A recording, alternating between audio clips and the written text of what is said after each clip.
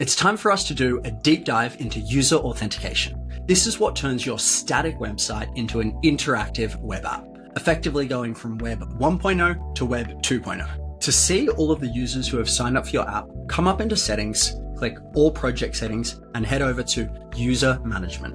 Here we can see a graph of all of the users who have signed up and logged into your application over the last 90 days. Underneath this, we have a list of all of the users who have created their account. We can search them by email or ID, and we can see all of their properties by scrolling horizontally. If we wish to invite a user, we can send out an email invitation, or we can create a new user directly here within the interface. Let's head over to the authentication settings. Here we can decide whether we want to enable or disable new users to sign up. We can also choose whether we allow anonymous signups or not. Now, coming down here, we can see that email is default enabled. This is because we requested this in the initial prompt. Let's open this up. Here are a variety of settings that we can control as well. Please note that if prevent leaked passwords is toggled off, then when you're publishing your app and it's doing a security scan, then it will detect a security issue. This is the only security issue that the Bolt agent can't fix automatically. So if you want to get rid of this security message, then come into here and turn this on. The Bolt database has the ability to send out a variety of emails. For example, when a user signs up, it can send a confirmation email to them. Also a reset password, for example. Now we can easily swap between previewing how this email looks and the source HTML. It doesn't look too good, does it? If I want to improve this, I'm going to copy the HTML, come back to the Bolt agent and prompt it. Above is the HTML of the default confirm sign up email, which I sent to my users. Please modify it so that it looks more on brand. Simply provide the full HTML code for me to copy. We'll put that in plan mode and send this off. So the prompt is complete. What I'm going to do is I'm going to copy all of this.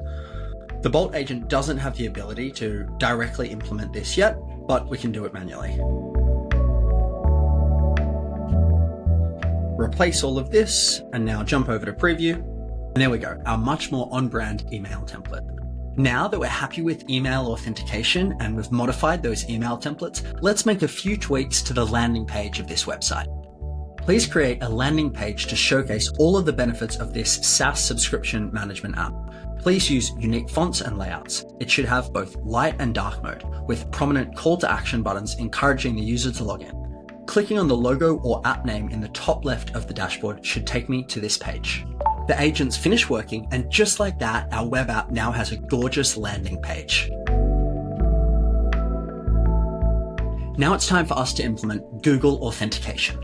Now it's become a common trend in web apps recently to allow Google sign-in. And the reason for this is the barrier for entry and the friction on the user is a lot less. Instead of asking them for their email address and to create a password, which they may forget, instead we're just asking them to click one button, sign in with Google. Because of this simpler user experience, it often means that you'll get more signups. So let's dive in and learn exactly how to implement Google Authentication. The first thing we need to do is search Google Cloud Console. Let's create a new project. Open the hamburger menu, go into APIs and services, and we're going to set up our OAuth consent screen. Press Get Started, add our app name, add a support email, choose our audience, add contact information, and finish. Now we need to set up the OAuth client. Choose Web Application. The name Web Client 1 is usually fine. Now notice it's asking us to add both our authorized JavaScript origins and our authorized redirect URIs. Let's jump back into Bolt, open Authentication Settings, open Google, and now it's time to enable Google Sign-In. At the bottom here, we can see those two values. We'll copy the authorized JavaScript origin, paste it in here, copy the authorized redirect URI, and paste that in here too. Now let's create. This will provide us with a client ID, which we'll copy and paste that back into Bolt. Coming back into Google Cloud Console, we'll press OK, open the web client, and now we'll copy this client secret. This is the final value to paste back into Bolt. Now we'll press Save. Now we can see Continue with Google is enabled. Now let's let our agent know that we've enabled Google Sign-In and for it to add a button to the Sign In and Create Account page. Let's use those instructions to prompt the agent and we'll send off the build. Now we can see the agent has added a Continue with Google button onto the sign up page. Please note that this will not work in the Bolt preview and we'll get a refuse to connect. So to test this, we have to publish the website. The site's now live, and if we try and sign in, create an account, continue with Google, and it's directed us to the sign in with Google OAuth flow. Now notice it says continue with ZSLRW blah blah blah .superbase.co. Now this is because we haven't added our custom branding yet within Google. Now this doesn't particularly instill trust in our users. They may see it and think it's some sort of a scam. So we'll address this in a second. Let's continue with the sign-in flow. I choose my Google account. It's asking us for name and profile picture and our email address. Now we're ready to sign in. And there we go. It's working. We've got our sign in with Google properly configured on our site. Congratulations, we've successfully been able to configure Google Authentication. Now for this next part where we're adding our custom branding onto the Google sign-in page, there's a few things we need to prepare. So first of all, we need to have our own custom domain. It's not going to work if we use the Bolt.host subdomain. Next, we need to create a terms of service and a privacy policy, and we need to create links for both of these that are visible on our homepage. Finally, we need to create an app icon that we're going to use for our branding. This should be 120 pixels by 120 pixels. So let's dive in and get those sorted. So let's start off by buying a custom domain.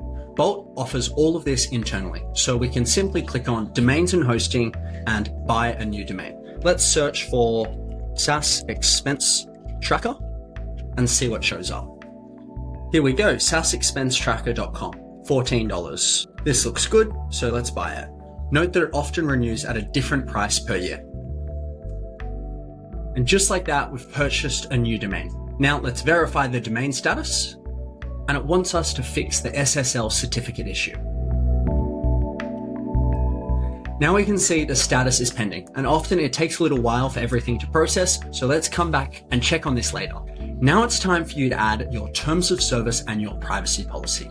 Now, for the purpose of this demo, we're going to ask the Bolt agent to create these for us. Please note that these are legal documents and they carry significant legal weight, so it's very important for you to look over these with a professional. Both of these pages should be easily visible from the homepage and have their own unique URLs. Please create a privacy policy and a terms of service and add links to both of these to the homepage. So the prompt is complete, and here in the footer, we can see we've got our privacy policy and we have our terms of service. Great. Let's check back in on the domain. Great, the new domain we just purchased is successfully running and the status is secure. We can now publish to this domain. Let's check on the live site. Looks great. Now let's jump back into the Google Cloud Console and go to branding. We've got our app name and our support email. Here is where we add our app logo. This should be 120 pixels by 120 pixels. We need to add the app URL. So I'm going to copy that, paste that in here. Let's copy the URL of the privacy policy, paste that in, and do the same for the terms of service. We need to add our domain as an authorized domain and save. Once that's done, let's go to our audience page and we're going to publish our app.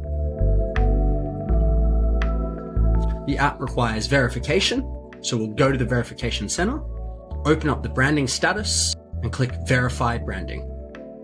It says our branding is currently under review, and we can check on the progress here in the verification center. Sometimes this will complete in a matter of minutes, other times it may take days. The main thing is that you have your own domain, you've added the links to the privacy policy and the terms of service, and you've added your app icon. Now, once the verification is complete, when all new users sign onto your app and try and sign in with Google, they will see your app name instead of that long Superbase string.